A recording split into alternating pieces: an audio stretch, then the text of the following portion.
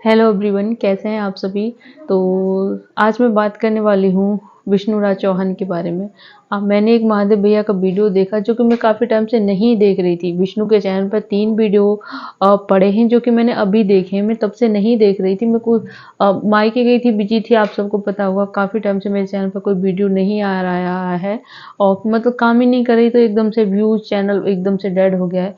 उम्मीद करूँगी कि आप फिर से वही वाला पहला वाला प्यार और सपोर्ट बनाए रखें मेरी वीडियो पर।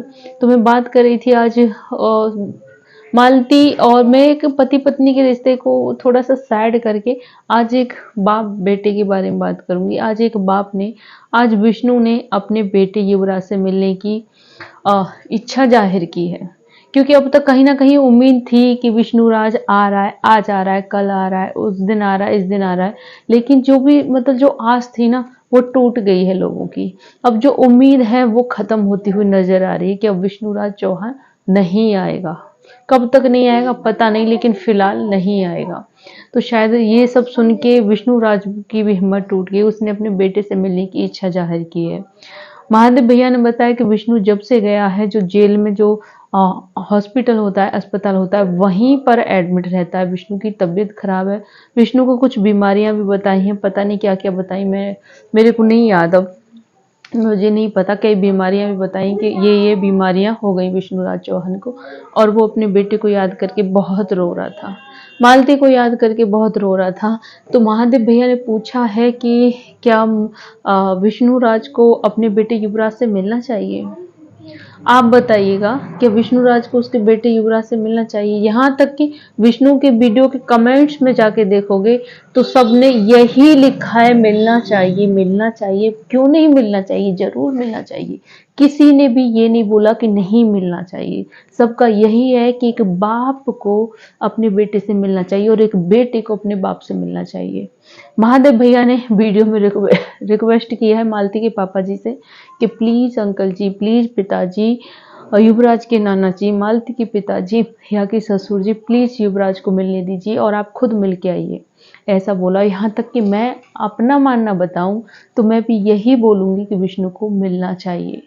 मालती के पिताजी को युवराज से मिलने देना चाहिए और खुद खुद जाके मिलना चाहिए, खुद भी मिलना चाहिए।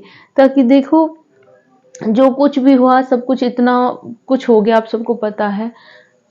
इस बीच मालती के पापा की और विष्णु की कोई बात नहीं हुई। विष्णु ने बोला कि मैंने कुछ नहीं किया, मैं बिल्कुल निर्दोष हूँ, मेरे से एक बार मिल लीजिए, मेरी बात सुन लीजिए, मैं कुछ बोलना चाहता हूँ, मैं अपनी सफाई में कुछ कहना चाहता हूँ, लेकिन मुझे वक्त नहीं मिला, मुझे समय नहीं दिया, किसी ने मुझे मौका नहीं दिया कि मैं कैसे बताऊं। विष्णु वहां पर बहुत व्याकुल है, बाहर आके अपनी बात रखने के लिए कि कैसे क्या कुछ हुआ था। विष्णु का कहना मैंने कुछ नहीं किया। विष्णु रोता है अपने परिवार के लिए, अपने बेटे के लिए, अपनी मालती के लिए।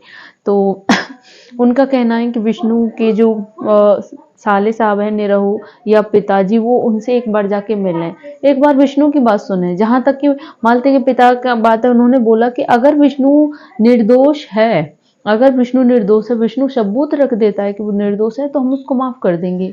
वही महादेव भैया ने बोला कि सबूत कहाँ से रखेगा, वो जेल में है ना, वो कैसे सबूत रखेगा। और यहाँ तक कि मैं अपनी बात बताऊं तो अब तो मेरे को भी लगने लगा है कि विष्णु निर्दोष है। जब से लगता था विष्णु दोषी है, झूठ नहीं बोलूंगी, मेरे को लगता था विष्णु दोषी है, लेकिन अब लगने लगा है कि नहीं, वो निर्दोष है। क्योंकि अभी तक उसका दोष साबित नहीं हुआ है। वो सिर्फ जेल में है दहेज की वजह से, और दहेज का केस मुझे बिल्कुल झूठा लगता है।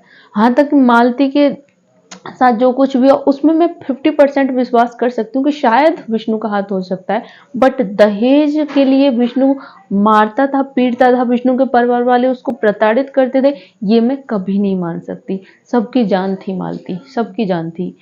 तो यहाँ तक मैं बताऊं, मेरे को नहीं अब लगता कि विष्णु ने मालती के साथ कुछ गलत किया है। तो मेरे हिसाब से मिलना चाहिए, पिताजी को भी मिलना चाहिए, ताकि एक बार बात तो सुने, एक बार सुने तो सही कि वो क्या कहना चाह रहा है, विष्णु क्या बोलना चाहता है अपनी सफाई में। अपने बेटे से मिलने के लिए इतना टाइम हो गया, नन्ही सी जान है, माँ भी नहीं है, तो एक बाप का दिल तड़पता है। देखो, दोषी चाहे जैसे भी हो, मिलने की इजाजत तो सबको होती है ना। तो शायद मेरे ख्याल से मिलना चाहिए। उस बच्ची को भी अपने पापा को देखकर अच्छा लगेगा, शायद मेरे हिसाब से। तो बाकी आप सब बताना, आप सब इस पर क्या कहना चाहते हैं। अमरनाथ भैया का प्रिया का जब बर्थडे था, मैं वीडियोस नहीं बना पाई थी। उस वक्त अमरनाथ भैया बहुत रो रहे थे, युवराज को याद करके और विष्णु को याद करके, मालती को याद करके। आज भी अमरनाथ भाई का भी वीडियो आया थोड़ी देर पहले, मैंने देखा। अमरनाथ भैया अब भी बोल रहे हैं। मतलब सब लोगों का कहना है कि मिलना चाहिए।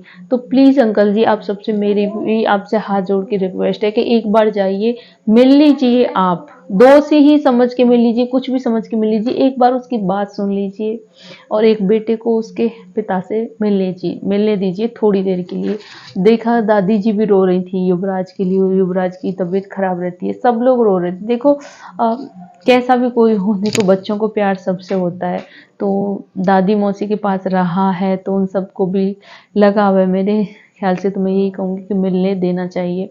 अमरनाथ भैया भी हाथ जोड़ रहे थे सबसे कि प्लीज आप सब कोशिश करिए, भगवान से प्रार्थना करिए कि विष्णु भाई बाहर आ जाए। महादेव भैया का कहना था कि अगर मेरा भाई दोषी होता, अगर मेरा भाई पर मुझे शक होता ना कि हाँ इसने किया है, तो मैं कभी इसका साथ नहीं देता, कभी नहीं देता, महादेव भैया का कहना है। लेकिन अब वो ये कह रहे हैं कि मुझे पता है मेरा भाई निर्दोष है।